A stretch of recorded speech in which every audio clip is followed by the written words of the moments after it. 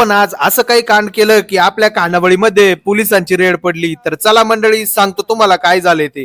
सकाळ सकाळी अकोल्याला जात असताना हा नवीन चाकाचा ट्रॅक्टर दिसला. आता हे चाक नेमके कशासाठी वापरतात ते आपल्याला कमेंट मध्ये सांगा. घरातला मिक्सर करंट मारत होता म्हणून त्याला आमचे मित्र बोरदादांकडे घेऊन गेलो. एकदम मस्त काम करतात ते मिक्सरचं.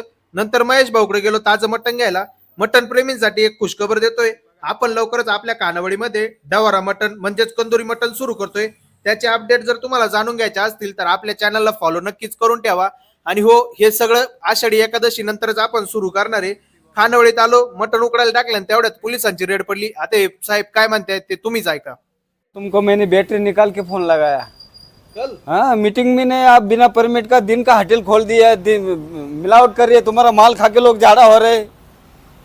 लाइसेंस नहीं ना, आपको पकड़ लिया, रेड हैंड पकड़ लिया, मेरी बदली हो गई, नवीन पीएस आया है वो अकोले पुलिस स्टेशन को पिया है। आपको मैंने बैटरी निकाल के फोन लगाया, आप रेज में नहीं ना, इसलिए मेरे को दिल्ली से बिगड़ टायर की गाड़ी लेके आना पड़ा है।